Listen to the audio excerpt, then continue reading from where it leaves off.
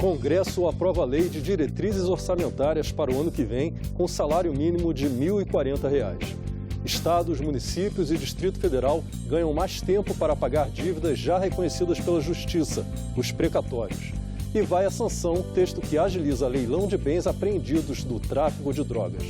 Destaques desta edição do Senado Notícias.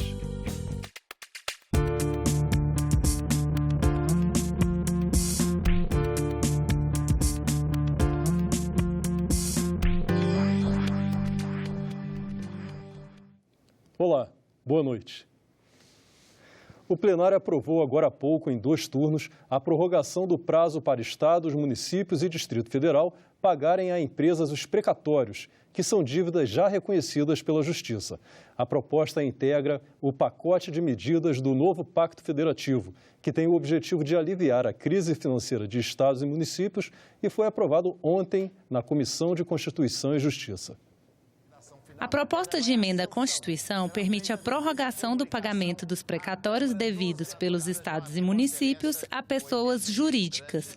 A PEC permite que os precatórios que venceriam em 2024 sejam pagos até 2028. Trata-se, portanto, de um projeto de emenda constitucional, na forma do substitutivo do senador Anastasia, essencial para o enfrentamento da situação, inclusive de curto prazo, financeira no país, passando por um integrante grande, de muito peso na área fiscal, que são os estados. Tem por objetivo carrear mais recursos para o pagamento de precatórios, quer através de acesso mais fácil de estados e municípios a depósitos judiciais, a empréstimos bancários e regulamentando também a linha de crédito da União, bem como postergando tão somente o pagamento dos precatórios não alimentares destinados às pessoas jurídicas, enquanto os pagamentos dos precatórios alimentares das pessoas físicas, esses ficam rigorosamente no mesmo prazo. Os senadores também aprovaram 2 medidas provisórias.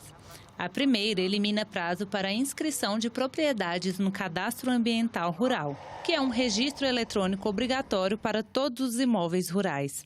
Ele foi criado pelo Código Florestal em 2012, com prazo de adesão até 31 de dezembro de 2018, para que os produtores se regularizassem. Quem não aderisse perderia o direito de acessar linhas de crédito. Eventualmente, se existir algum passivo por parte do produtor, é no Cadastro Ambiental Rural que se identifica essas distorções para que ele possa ter a oportunidade, através do programa de regularização ambiental, de poder corrigir esse passivo. Portanto, o Cadastro Ambiental Rural se tornou uma fonte de consulta e fiscalização por todos os órgãos ambientais estaduais, além do próprio IBAMA. A outra medida provisória aprovada trata do repasse a estados e ao Distrito Federal do dinheiro arrecadado com a venda de bens apreendidos de pessoas ligadas ao tráfico de drogas. O repasse a outros entes federados não mais dependerá de convênio e pode ser feito de forma direta, com transferência voluntária. Hoje, o que falta para se combater a violência no Brasil? Recursos, armas, munições, veículos automotores, sejam motos, sejam carros, sejam helicópteros, sejam aeronaves, hoje ficam parados nos pátios dos órgãos públicos estaduais e muitas vezes municipais, faltando exatamente para se combater a violência, justamente porque não temos uma legislação que permite-se relativizar o direito de propriedade. Os senadores aprovaram ainda um projeto que vai facilitar a concessão de empréstimos para empresas do regime de tributação supersimples. A iniciativa permite a criação de um consórcio de pequenas empresas, que juntas vão ter garantias na hora de pedir um financiamento. O projeto segue para a sanção. O sistema financeiro convencional exige, para emprestar dinheiro a alguém, garantia, senador Vanderlan, de 1 por 1, até de 1,7 por 1 no mínimo. E o que o pequeno que quer empreender pode oferecer de garantia? Nada. É uma forma de criar uma rede de proteção a essas que geram tanto emprego, com muita luta, com muito sacrifício, mesmo diante de um país em crise. O Congresso aprovou a Lei de Diretrizes Orçamentárias para 2020. A previsão inicial do governo para o salário mínimo de R$ 1.040 foi mantida. A Lei de Diretrizes Orçamentárias orienta a elaboração do orçamento do ano seguinte ao definir as metas e prioridades do governo. Pela Constituição, ela precisa ser aprovada pelo plenário do Congresso até 17 de julho. Mas somente nesta quarta-feira, os senadores e deputados votaram o texto final da LDO. Gostaríamos de ter votado esse relatório ainda no mês de julho, mas não foi possível e estamos chegando aqui hoje no mês de outubro para concluir e para completar a nossa missão que nos foi dada. O relator retirou a previsão de recursos para o Fundo Especial de Financiamento Eleitoral. Com isso, as verbas para as campanhas municipais do ano que vem serão definidas somente na votação do orçamento. Mas o grande ponto de divergência entre os parlamentares foi o reajuste do salário mínimo. O texto manteve a previsão inicial do Poder Executivo, o valor de R$ 1.040 no ano que vem. O Partido dos Trabalhadores apresentou uma emenda para que ficasse assegurado o ganho real, além da reposição pela inflação, com a variação da taxa de crescimento real do Produto Interno Bruto relativo a 2018. Ela foi votada separadamente, mas foi rejeitada. Não é só uma questão de justiça, é uma questão de justiça com os mais pobres, mas, acima de tudo, uma questão de promover aquecimento da economia. Não há nada mais redistributivo do que o aumento do salário mínimo, do que uma política de recomposição do poder de compra do salário mínimo. Não querer que o trabalhador brasileiro tenha um aumento real de salário mínimo é entender muito pouco de economia, porque distribuição de renda quem mais faz é o salário mínimo. A previsão de meta fiscal em 2020 ficou estabelecida em um déficit de 124 bilhões e 100 milhões de reais. A inflação em 4%. A LDO também prevê um crescimento de 2,7% do Produto Interno Bruto, dólar a R$ 3,70 e taxa de juros média de 7,5% ao ano. Os parlamentares também concluíram a votação de um projeto que faz o remanejamento de mais de 3 bilhões de reais no orçamento deste ano. As verbas que antes estavam destinadas à educação e à infraestrutura agora vão principalmente para os ministérios da Saúde, da Defesa, da Agricultura e do Desenvolvimento Regional. Avança o projeto que permite que entidades esportivas refinanciem dívidas com a União. A proposta foi aprovada hoje pela Comissão de Constituição e Justiça e agora segue para análise da Comissão de Educação, Cultura e Esporte. O projeto da senadora Leila Barros cria o Programa de Modernização da Gestão do Esporte Brasileiro, PROESP, para ajudar entidades esportivas, como federações e confederações, a refinanciar suas dívidas com a União. O programa é semelhante ao que foi feito com os clubes de futebol. De acordo com o texto, as dívidas podem ser parceladas em até 20 anos. As entidades que aderirem ao PROESP autorizam a retenção de 20% da cota que recebem das loterias. O projeto determina a publicação de auditorias independentes sobre a contabilidade de cada modalidade esportiva. As entidades beneficiadas têm que destinar 30% dos recursos recebidos para as categorias de base. O grande diferencial da ideia lançada no projeto de lei em análise é a possibilidade de quitar tais obrigações com recursos recebidos das loterias. Sem essa possibilidade, devidamente prevista em lei, a iniciativa seria inócua. A contrapartida proposta pelo PL número 2832 de 2019 é o enquadramento das entidades esportivas em regras de boa gestão e governança. Em tempo de grave crise fiscal, como a que vivenciamos, é inconcebível que recursos públicos sejam direcionados a entidades e não adotem rigorosos mecanismos de controle e transparência. Nós estamos dando a oportunidade para esses pagamentos e como contrapartida, que essas instituições, elas realmente promovam a governança governança, transparência e uma melhor gestão, né, dessas modalidades, dessas instituições, porque se nós não fizermos isso, primeiro, não vai ter pagamento, não vai existir pagamento. Eu quero dizer para vocês, não tem de onde sair recurso. Se não existir esse parcelamento, o esporte brasileiro, o esporte olímpico brasileiro está fadado à falência.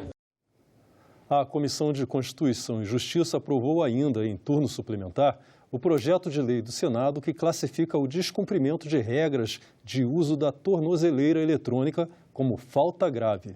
A consequência é a perda do direito de progressão do regime, de fechado para semiaberto e aberto, e a perda dos benefícios de saída temporária ou prisão domiciliar monitorada. Hoje, pela Lei de Execução Penal, o preso com monitoramento eletrônico que ultrapassar o perímetro autorizado comete apenas descumprimento da condição obrigatória de uso, mas não é considerada punição grave. A penalidade atual é a perda do direito à próxima saída monitorada.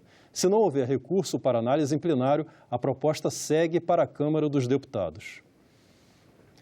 Também foi aprovado pela Comissão de Constituição e Justiça um projeto que estabelece a necessidade de laudo psicológico antes da revogação da prisão de agressor de mulher. O objetivo é verificar se o homem não vai reincidir na violência. A proposta segue direto para a Câmara se não houver recurso para análise em plenário. O direito à matrícula na escola mais próxima de casa para os dependentes de mulheres vítimas de violência doméstica e familiar está garantido em lei publicada hoje no Diário Oficial da União. Para ter prioridade na matrícula ou transferência dos dependentes, a mulher em situação de violência deve apresentar documentos que comprovem o registro de ocorrência policial ou de processo por violência doméstica e familiar. Pela lei, os dados da vítima e dos dependentes matriculados ou transferidos vão ser mantidos em sigilo. O acesso às informações vai ser reservado ao juiz, ao Ministério Público e a outros órgãos do poder público.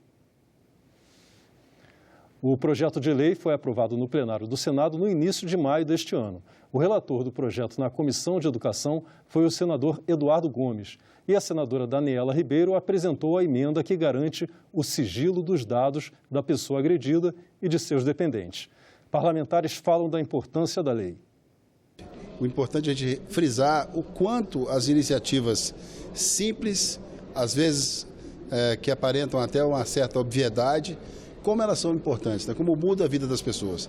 Então, esse projeto que nós relatamos, que garante a matrícula a mulheres que sofrem violência doméstica, que estão amparadas pela Lei Maria da Penha, recebeu ainda a contribuição preciosa da senadora Daniela Ribeiro, que colocou também no projeto, que fez parte do nosso relatório, que os dados sejam sigilosos.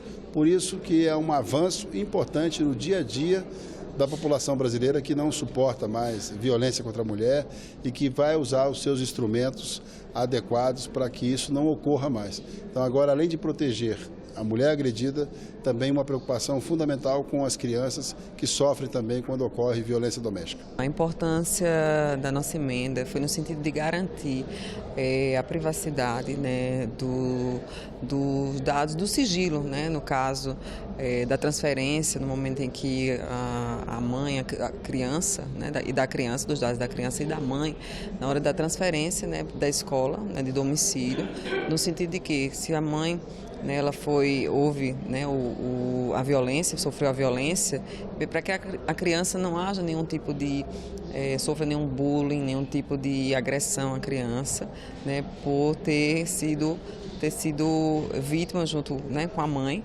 desse tipo de violência. Outra lei sancionada altera a Lei Maria da Penha para garantir mais segurança às mulheres vítimas de violência. A Lei 13.880, de 2019, prevê a apreensão de arma de fogo registrada ou sob posse do agressor em caso de violência doméstica e familiar contra a mulher. Pela lei, a medida protetiva deve ser aplicada em até 48 horas após o registro da agressão. O texto também exige notificação da ocorrência à instituição responsável pelo registro ou pela emissão de porte da arma de fogo. O que começou como sugestão recebida pelo portal E-Cidadania do Senado foi aprovado hoje na Comissão de Assuntos Sociais. Segurado do INSS com fibromialgia pode ser dispensado de prazo de carência para receber benefícios. Para ter direito ao benefício do auxílio-doença ou aposentadoria por invalidez, o segurado precisa atender a um prazo de carência, ou seja, ter contribuído pelo menos um ano para o regime geral da Previdência Social. Mas a lei abre exceções. Pessoas, por exemplo, com câncer, doenças graves do coração e paralisias não precisam de prazos de carência. Os senadores da Comissão de Assuntos Sociais incluíram nesse grupo a fibromialgia, uma doença crônica que provoca dor intensa pelo corpo. O texto segue agora para análise do plenário do Senado. A fibromialgia é uma doença crônica e a sua cura definitiva pode demorar nada, dada a evolução dos estudos nesse sentido. Nenhum segurado da Previdência Social, diante do diagnóstico desfavorável, pode ficar sem cobertura previdenciária, simplesmente porque não cumpriu um prazo de carência de 12 meses. Por enquanto, né? Porque a medicina vem também evoluindo e Deus queira, né, que soluções possam ser encontradas para esta e para outras situações. Então, para as pessoas que têm fibromialgia no Brasil, eu diria, senador Irajá, que este é um avanço muito importante. Os senadores da Comissão de Assuntos Sociais também aprovaram um projeto de lei que isenta do imposto de renda os rendimentos de aposentados e pensionistas que recebam do INSS até R$ 5.800. O benefício seria concedido a partir dos 60 anos de idade. O projeto do senador Jorge Cajuru segue agora para análise da Comissão de Assuntos Econômicos. Amanhã, a proposta de emenda à Constituição da reforma da Previdência vai passar pela primeira sessão de discussão em segundo turno no plenário. A sessão está marcada para as 11 da manhã. Veja neste episódio da nossa série especial sobre a reforma as mudanças na idade e no tempo de contribuição para a aposentadoria dos professores do ensino básico, os das escolas particulares e os que são servidores federais. Atualmente, professores do ensino básico, que são servidores públicos federais e que comprovem atividade exclusiva de magistério, podem se aposentar com a idade mínima de 50 anos para mulheres e de 55 anos para homens. Além disso, as mulheres devem ter pelo menos 25 anos de contribuição e os homens 30 anos. Já os professores de escolas particulares não necessitam de idade mínima para aposentadoria, mas devem cumprir os mesmos tempos de contribuição. Com a reforma da Previdência, essas duas categorias de professores passam a se aposentar da mesma forma. As mulheres devem ter uma idade mínima de 57 anos, enquanto os homens devem ter pelo menos 60 anos. Além disso, é exigido um tempo mínimo de 25 anos de contribuição em atividade de magistério. Vale lembrar que foram aprovadas regras de transição para facilitar a aposentadoria dos professores que já estão em atividade. Ficamos por aqui. Você pode rever as reportagens desta edição na nossa página na internet, senado.leg.br/tv.